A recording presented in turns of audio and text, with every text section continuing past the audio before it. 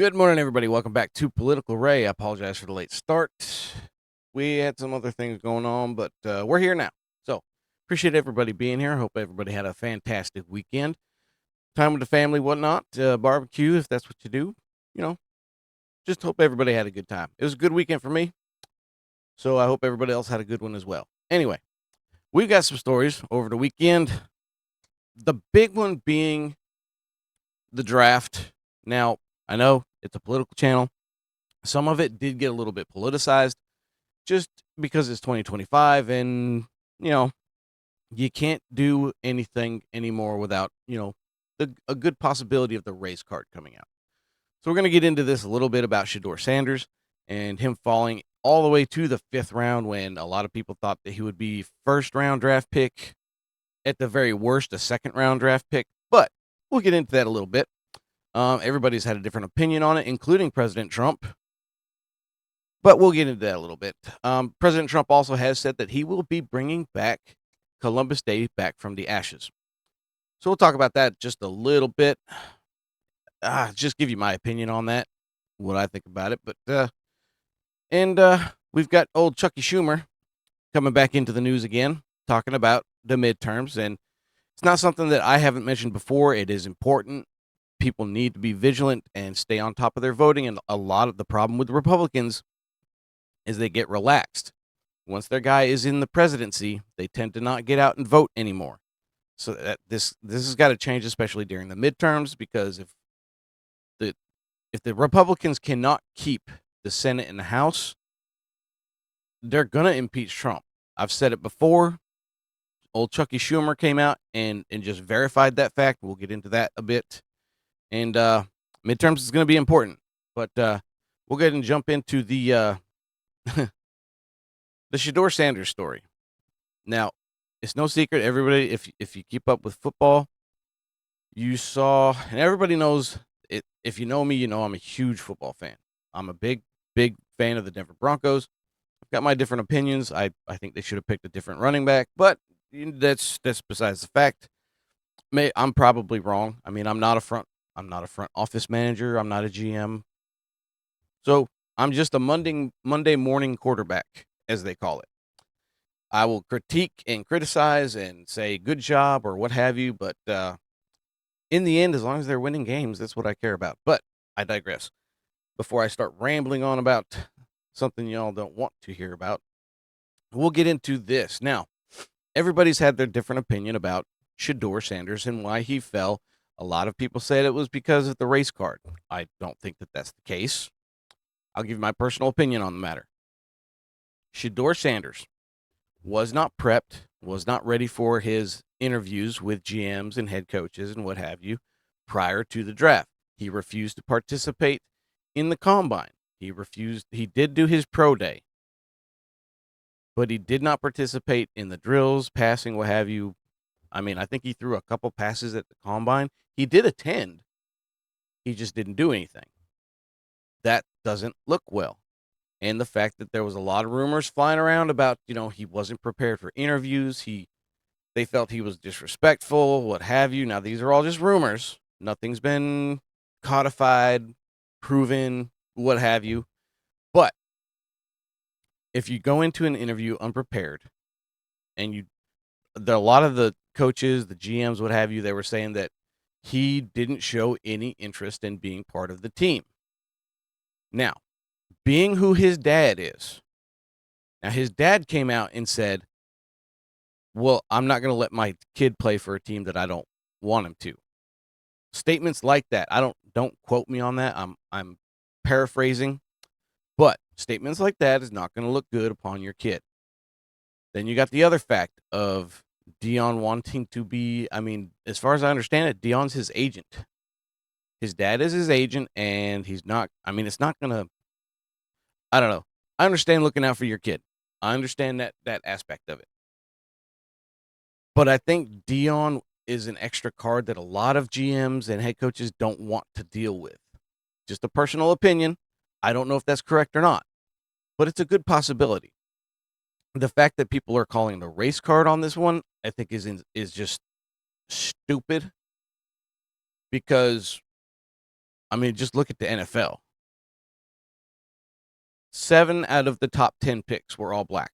So I don't think it's a race thing. The number 1 pick overall was black. Cam Ward, who's a fantastic athlete. And not to take anything away from Shedeur, because I think that he's a good athlete. I do. I think he's very accurate as far as throwing the ball. I think he's got the whereabouts as far as like getting out of the pocket and making plays happen. But that being said, just a personal opinion of mine, again, I'm just a Monday morning quarterback. I don't think that he has what it takes to be a starter in the NFL. I think he's a very good backup, possibly. I'm not to take anything away from the guy. Maybe I'm wrong. Maybe he comes out and he shows out and he becomes a starter and he just becomes a superstar. That's possible. I'm not saying that it's not. I'm just saying, as a personal opinion, I think he's a very, very good backup. I don't think he's a starter. Again, just a personal opinion. I don't think he's got the arm strength, although he's accurate with the checkdowns, the short passes, mid-range passes. I think he's accurate as all get out. I don't think he's got the arm strength to get it deep. But again, they said that about Peyton Manning when he got drafted. So I could be wrong. I don't know. Again, just a Monday morning quarterback. But Jamal Brown, he weighed in on this. We'll take a look at this because this is interesting. I'm telling you, this is because in the year of 2025, you cannot. It won't go unnoticed. I'm just saying. Look, according to Jamal Brown, the NFL doesn't like Shedeur Sanders because he wears gold chains and talks like a rapper. They don't care that he's a leader, intelligent, tough, and completed 77% of his passes with no O-line and no running game. He's entitled. Eli Manning was entitled when he refused to be drafted by San Diego. That's true, but I'm pretty sure that Eli did have good interviews, what have you, but I could be wrong on that too. I'm just saying, this is an opinion. But look, Shedeur Sanders is a cocky, and I understand if you want your quarterback to be confident. I think there's a difference between confident and cocky. Prime example of this is look at Johnny Manziel. Johnny Football, as they used to call him. Where's that guy now? Pretty sure he's a backup in the Canadian League at this point. Maybe he's a starter. I don't know. I think he's a backup, though. You can be confident in your game, but there is a fine line between the confidence and being cocky and thinking that you're better than everybody else. I think that him falling to the 5th round, I think it might have woken him and Dion up. Again, just an opinion, but he's not athletic, but that didn't stop Joe Montana, Drew Brees, or Tom Brady. I think he's athletic. I think he's very athletic. I think he's like I said, I don't know about his leadership traits. I don't know the guy personally, but people say he's a good leader. So I don't know about that. America continues to fear the strong black men who come from means and have strong sense of themselves without submitting to the dominant culture. And there we have it. The point that he was trying to get to all along. It's a race thing. It's not a race thing. It's the fact that this guy came in being arrogant and full of himself, and I think his dad did have a lot to play with the fact that he dropped to the 5th round. That's just, again, it's my opinion. I don't know for sure, but listen to all Jamal here. I'm going to try not to get too carried away because I expect the Cleveland Browns to select Shedeur Sanders with the first pick in today's second round of the NFL draft. But, the way, the analysis of Shedeur Sanders, the way he's being discussed by pundits, is just crazy to me, man. I keep hearing, he doesn't have the strongest arm, or he doesn't have the athleticism that jumps off the page. And so, last year, or 2 years ago, we drafted Anthony Richardson, who has all that, but can't play the position. And Shedeur has everything else supposedly you need: toughness, leadership, intelligent, pre-snap read, post-snap read, anticipation throws, accurate with the football. He has all of that, but we don't draft him. And like throughout my life, I've seen teams draft. Again, I would just point out the fact that I don't know for sure what this guy can do in the NFL. I don't. Again, Monday morning quarterback. That's all I am. But I would just say I don't see. Look, the guy. I understand. Look, and I'll point this out. He did have he had a horrible offensive line, but he did take the most sacks in college.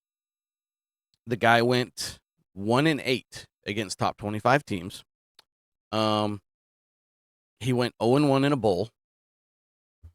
The guy, I understand you can argue what you want about the team not being that well, but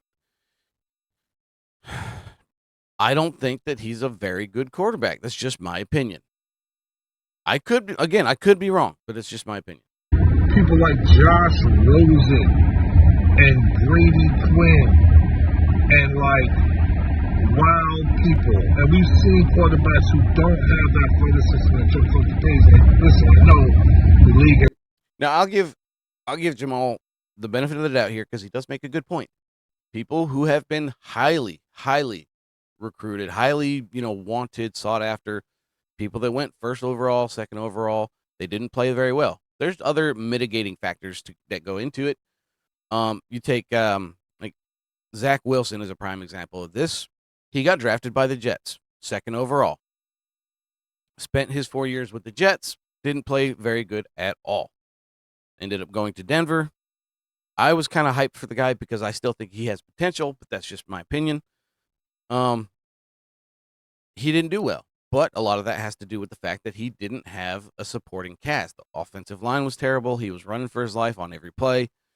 Didn't have, decent receivers around him.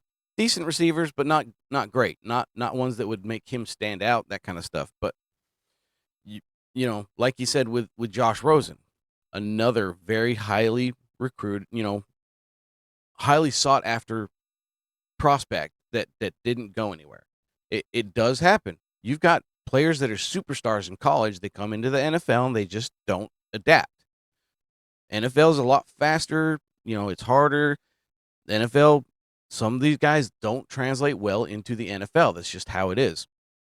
That's why a lot of these scouts, they look for these pro-style offenses in college. They like to grab those guys because they've already got a sense of what a pro-style offense is because that's what they run in college. But I digress. It's changed, whatever. Cool, I get all that.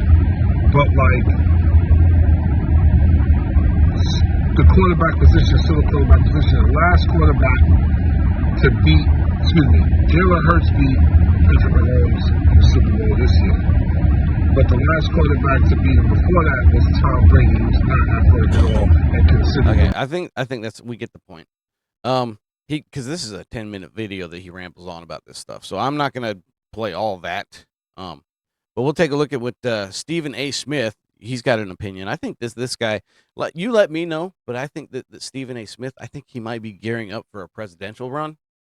The rumors are flying around about it. I think it's a good possibility because he seems to have an opinion on everything that's happening politically lately. But anyway, he weighed in on the situation, saying, "This is a dang disgrace. How in the heck is Shedeur not off the board, not drafted yet? Y'all still think this doesn't have anything to do with teams hating on Deion Sanders?" I think a lot of people don't look. Deion came out and said that my kid's not going to play for a team that I don't want him to. He literally said that. I'm paraphrasing, but he said it. They don't want to deal with the drama that Deion might have. And the fact that he's his agent plays a big part in that. Also, you've got the fact, again, that the guy did not do well in interviews. You can't go into an interview unprepared and just... The guy, look, Shedeur literally said that he thinks an interview with these NFL teams is just to get to know the person. That's not what it is. They want to know your football knowledge. They want to know what you do in certain situations. They ask you difficult, tough questions. It's not like they're just going in there and getting to know your personality and what have you. That's not what this is. And Dion should have prepared him for that, especially being his father, his agent, what have you. He should have prepared him for the interviews, but it doesn't sound like he did. Both Dion, again, my opinion, both Dion and Shedeur went in there thinking, oh, I've got this. I don't got to worry about it. I'm going to get drafted in the first round. Blah, blah, blah. That's my opinion.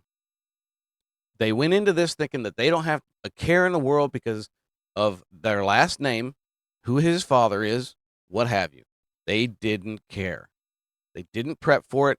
Teams saw that, understood it, and were like, this guy thinks that he can just get wherever he wants to go just based off of his merit and his last name and his father's legacy. It's not how it works.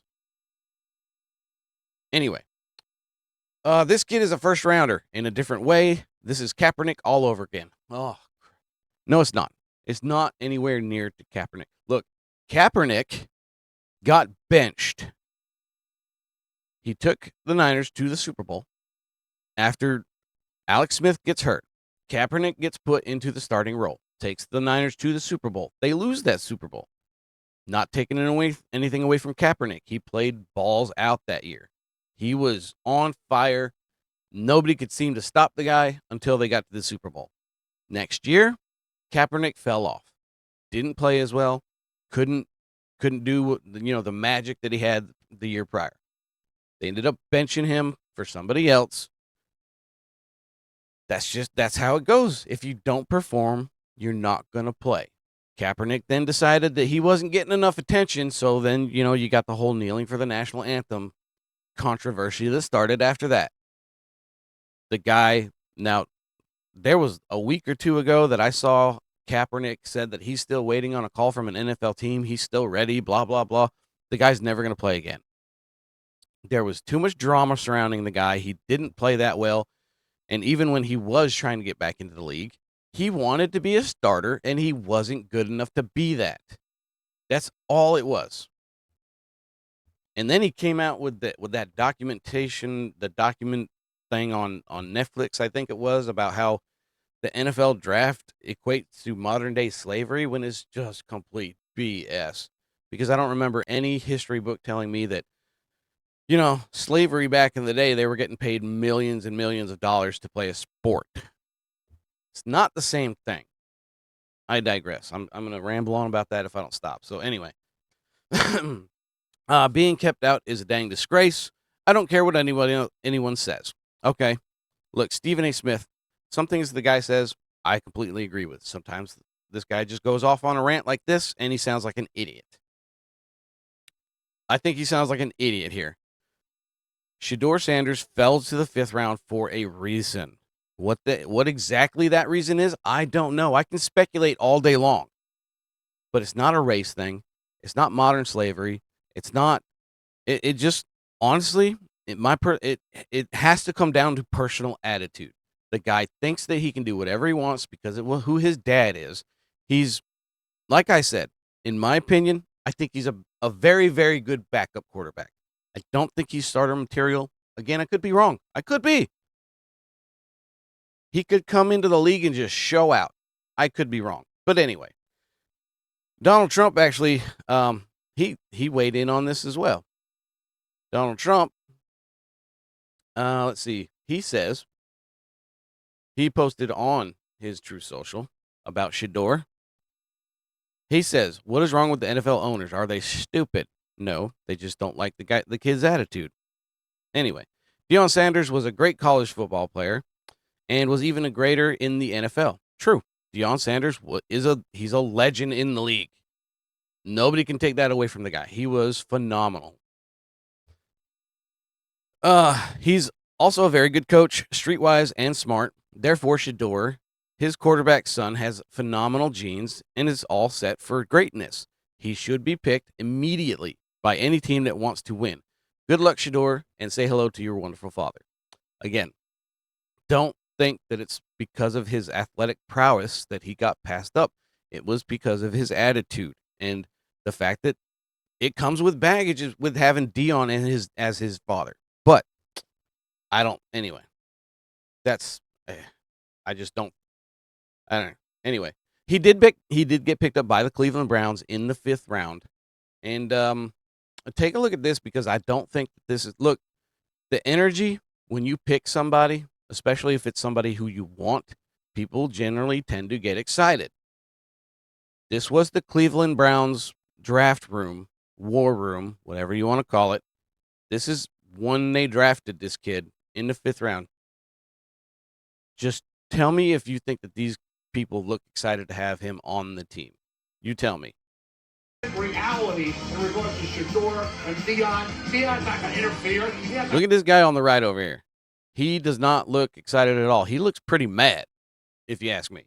These guys in the back, yeah, sure, they're clapping, but none of them look excited.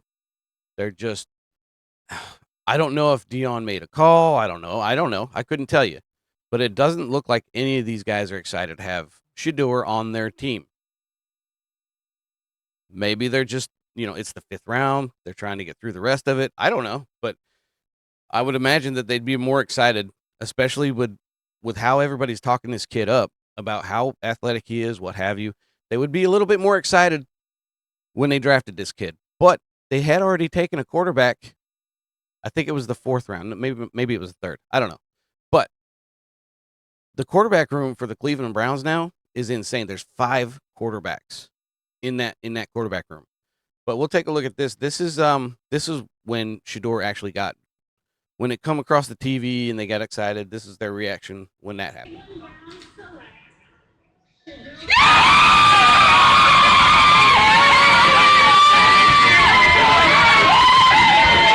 And they're excited.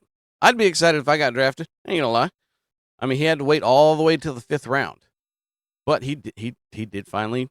But look, let me tell you, the Browns quarterback room now has 5 quarterbacks. Okay, they've got Deshaun Watson, who I don't think that he's going to go anywhere. I think he's in his 2nd or last year of his contract, but he had a 5-year contract of $46 million. Okay, and a bonus of I think it was $44 million, but it's fully guaranteed, all of it. They're not going to let this guy go because they're still paying him, so they're not going to let that guy go. They got Joe Flacco, who I think they just signed to just a 1-year deal. Let me see. Let me just look it up real quick. QB room. Okay, you got Joe Flacco, Kenny Pickett, Dylan Gabriel, who's the other quarterback that they drafted. It was in the 3rd round. 94th overall from Oregon. And then you got Deshaun Watson and Shedeur Sanders. That's 5 QBs. You only need 2 on a roster. But you could have 5, but you're gonna take away positions at other players at other positions. You're gonna lose other positions. I think pretty early in the preseason, you'll probably see that quarterback room dwindle down to at least 3. And I can tell you honestly, Kenny Pickett, you're probably not going to be around. You're not going to be on the Browns roster. Joe Flacco might be the next one to go. I don't know. I know for sure. I'm telling you right now, they're not going to let Deshaun Watson go. They're paying him way too much money. They're not going to let that guy go. I could be wrong, but I highly doubt that they're going to let Deshaun Watson go after paying him that much money. I just don't see it. But I would expect you're probably going to see, and this is just a guess, but you're probably going to see Deshaun Watson, Shedeur Sanders, and Dylan Gabriel. I think that Deshaun's probably going to be the starter, just because he's got the years in, he's got the experience, what have you. I think Shedeur and Dylan Gabriel will probably be competing for the backup position. But I don't. Joe Flacco's like 100 years old at this point. Don't know why he's still playing, but that's just my opinion. Kenny Pickett, he's always been a backup. He's not going to be on this team anymore. And that sucks for him. Why? Because like I said, look, you sign or you draft Dylan Gabriel, okay, in the third round, why would you pick up Shedeur, especially with all the drama and the baggage that comes with him? I don't see it. I don't know why you would do it, other than maybe. And I'm pretty sure. Look, I saw a video just a couple days ago of Shedeur Sanders saying that his son was not going to play for Cleveland. Personal opinion again, but Cleveland, that's where quarterbacks go to die. Just my opinion, but you know, there it is. I don't know. It'll be an interesting to see how this shapes up, especially in the quarterback room in Cleveland, but we'll see. Who knows? Anyway, we'll go ahead and move on. Columbus Day. President Trump said that he will be bringing Columbus Day back from the ashes. Now, everybody knows that during the Biden administration, I believe it was, that Columbus Day got changed as far as its name to Indigenous Peoples Day. President Trump on his Truth Social says, "I'm bringing Columbus Day back from the ashes. The Democrats did everything possible to destroy Christopher Columbus, his reputation, and all of the Italians that love him so much. They tore down his statues and put up nothing but woke and, or even worse, nothing at all. Well, you'll be happy to know Christopher is going to make a major comeback. I'm hereby reinstating Columbus Day under the same rules, dates, and locations as it has had for all of these many decades before." Now, everybody, look, it got changed to Indigenous Peoples Day. I don't know if it was officially changed or they just changed the name in name and not like officially. But it's, look, you can look on calendars and everything. It has Indigenous Peoples Day now. And then like in parentheses, it says Columbus Day. You can talk all you want, but back in the day of Christopher Columbus, conquering nations and lands was kind of the norm. Okay, it wasn't something and you could say that he had put people into slavery. Also, if you were a conquered people, that kind of happened. Not saying that it's a good thing. It's bad. But in that day and age, that was the way of the world. And you can talk all you want about the indigenous people of the land of America, but before America was founded by our forefathers, what have you, the Indians that were roaming, they were killing each other. That's all. There's a lot of lies and speculation about how the Indians actually lived. A lot of it's not true. They didn't have horses. They didn't domesticate horses until the English came over. That's just how it was. They didn't have the wheel. They were killing each other. It's just before we came, they were not good people. That's all there was to it. They nothing against the indigenous people of today. I don't. If you're Native American, I've got nothing against you. I'm just saying back in the day, they were fighting over land, what have you. They were killing each other, but that's the way of the world back then. That's just how it was. Anyway, let's see Fox News. Let's see what they said about this. And we'll take a look at this.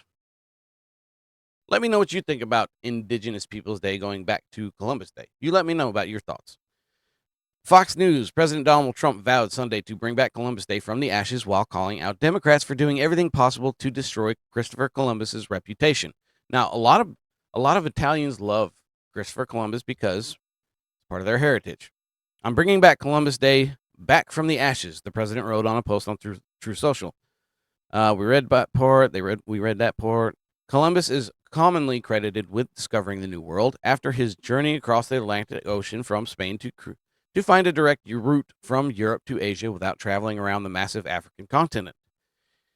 This inadvertently bridged the divide between Europe and what would eventually become the North and South America. Let's see. Look, you can say love the guy or hate the guy, hate him for what he did during that time, but I don't see Columbus Day as a bad thing. Yeah, I get a day off of work, so I'm fine with that. A lot of people are. Columbus ships, the Nina, the Pinta, and the Santa Maria, most likely landed on San Salvador, one of the Bahamian Islands before moving to different locations in search of valuable resources. The controversial part of this history, however, revolves around enslavement and colonization. Again, that was just how it was back then. That's how the world worked back then. You can like it or hate it.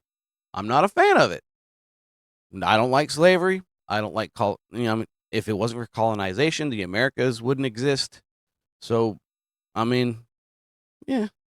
In recent years, the Columbus Day holiday has come under heightened scrutiny, with many opting to honor Indigenous Peoples Day instead.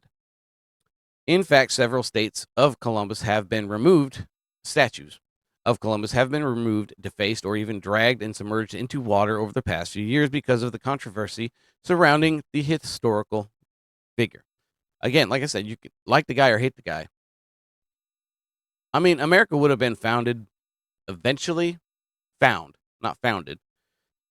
The Americas would have been found eventually if not for this guy. So if it wasn't this guy, it was going to be somebody else that came over here and probably did the same thing that he did.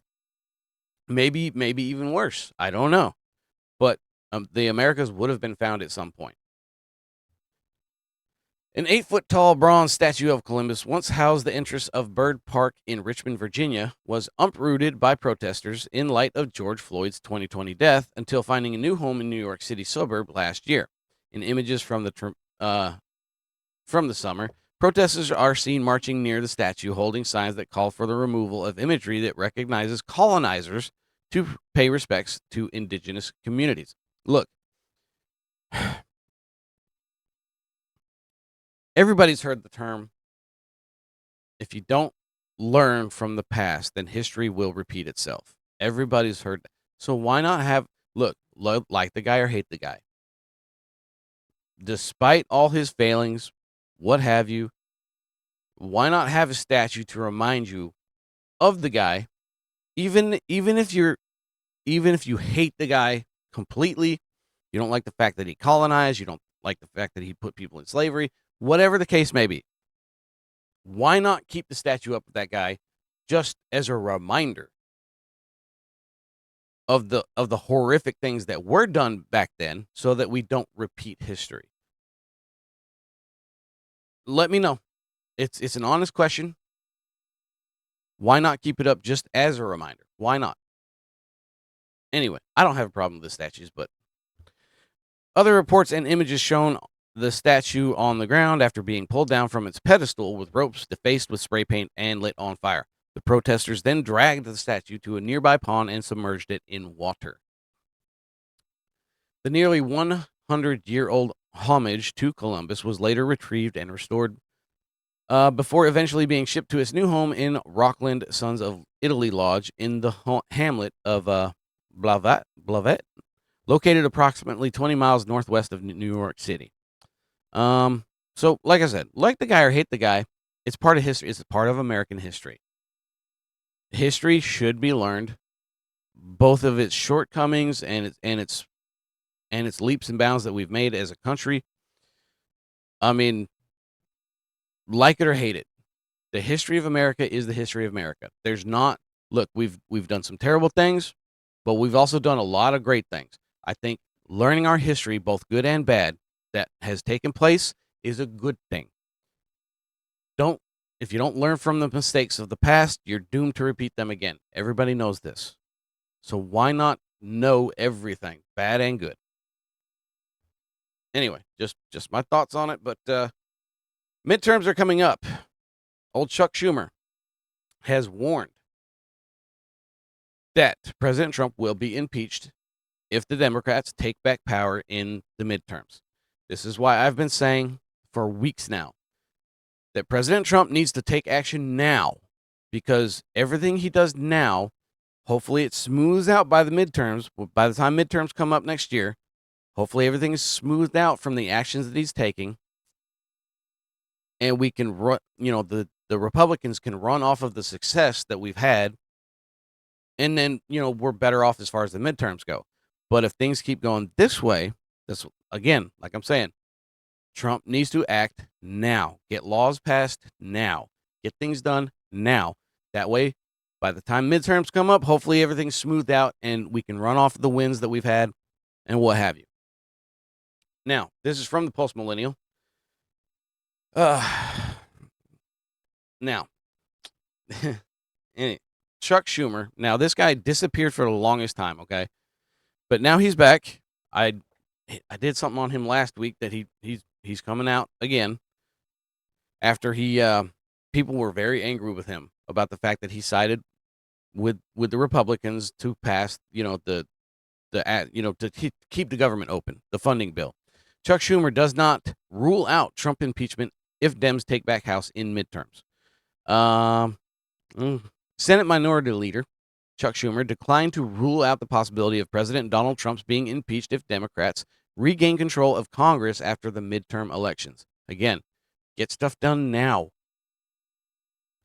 In an interview with CNN's Dana Bash, who is a hack, in my opinion, Schumer accused Trump of continually violating the rule of law. However, he stopped short of explicitly saying Democrats would pursue impeachment when asked about Georgia Senator Jon Ossoff's recent comments during a town hall on Friday. Ossoff argued that Trump's actions have exceeded any prior standard for impeachment. Bash pressed Schumer, asking, "Do you agree with Ossoff that would that be a priority if Democrats were to take back Congress?" Of course, look. If there's an impeachment comes up, you think that old Schumer's not going to vote no? He's not going to vote no. He's gonna support that 100%. Well, look, right now, President Trump is violating the rule of law in every way, and we are fighting him every single day in every way. And our goal is to show the American people over and over again, whether it's the economy, whether it's tariffs, whether it's Russia and overseas, whether it's a rule of law, how bad he is. 2 years is too far away to predict. Our job is day to day today to show who Trump is, what he is doing, and it's having an effect. We'll take a look at the clip. I don't like Schumer. I think he's a grifter. Just take a look at the budget bill that got passed. I don't know what was said in that Oval Office, but old Schumer had a meeting with President Trump. Once that was over, he decided to vote yes on the budget. So that's why a lot of people are angry. I think that old AOC is going to challenge him for his seat. I think she'll probably win. Maybe she won't, but I think that that's a very strong possibility. A lot of people say she's going to run for president, but I don't know about that. I think she takes his seat. Maybe she'll run for president later. But I think right now she's probably focused on taking old Schumer's seat. I think that that's a very good possibility. I think if she runs against this guy, she wins, hands down, easily. Anyway. Your colleague from Georgia, Senator Jon Ossoff, told voters at a town hall that he strongly agrees that President Trump should be impeached. Do you agree with him? Would that be a priority if Democrats were to take back Congress?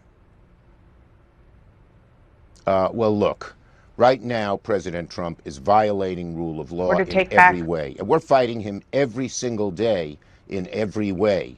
And our goal is to show the American people over and over again, whether it's the economy, whether it's tariffs, whether it's Russia and overseas, and whether it's rule of law, how bad he is. And, it's 2 years is too far away to predict. Our job is day to day to day to show who Trump is, what he is doing, and it's having an effect, as your polls show. The American people are realizing. You're not saying no. Look, it's too far away to even judge. Okay. He's not going to say. And again, I'll say his approval rating has shot way down. Again, I will say if AOC tries to take his seat, I think she does it easily. She's way more popular than this guy at this point, especially after he caved on the budget. I don't think he's not going to win against AOC. She will win hands down. When Bash asked, he says too far away. We saw that part. Schumer's comments followed Ossoff's town hall, where an attendee demanded that Trump be impeached. Ossoff agreed, saying Democrats need a majority in the House of Representatives to pursue actions like impeachment. They do. That's why I say the midterms are very important. We cannot lax off of that. We got to get stuff done now so that we can run off of the wins come the midterms. They're coming up, and they'll be here before you know it. Democrats have criticized Trump over a range of policies, particularly on immigration. The Trump administration has sought ways to expedite deportations, drawing fire from the left and a number of federal judges who have blocked such measures. Critics have been especially concerned about the administration's effort to use the Alien Enemies Act to deport suspected illegal immigrant gang members without trial, a move the administration has defended as necessary, but the Supreme Court has since put on hold. Look, here's my opinion on this. If you know that that person is a gang member, they're a violent person, I don't want them here. I don't want them in our society. I don't want them walking down the streets of the neighborhood with our kids. If you do, I just don't know what to say about you. Anyway, I think that he should be able to deport these people if they've been found to be a gang member. They're here illegally. I don't see why you wouldn't want them deported. If you want those kinds of people in our streets, I don't think you're a good person. But that's just me. Let me see. Let's see if I got anything else here. I think I went through this a little quick, but I believe, yeah, I think that's it for today. But yeah, that's it for today. But hey, I appreciate you hanging out with me on this Monday morning. You can follow me here on Rumble. I'm here live every morning, 7:30 Eastern, just ahead of the Rumble lineup. You can also subscribe to me on YouTube. I don't know why you would do that, though. Just come over to Rumble, download the app, get on to Rumble. It's the place to be. But anyway, you can also follow me on X at The Political Ray. I hope everybody has a fantastic day. God bless and take care of each other.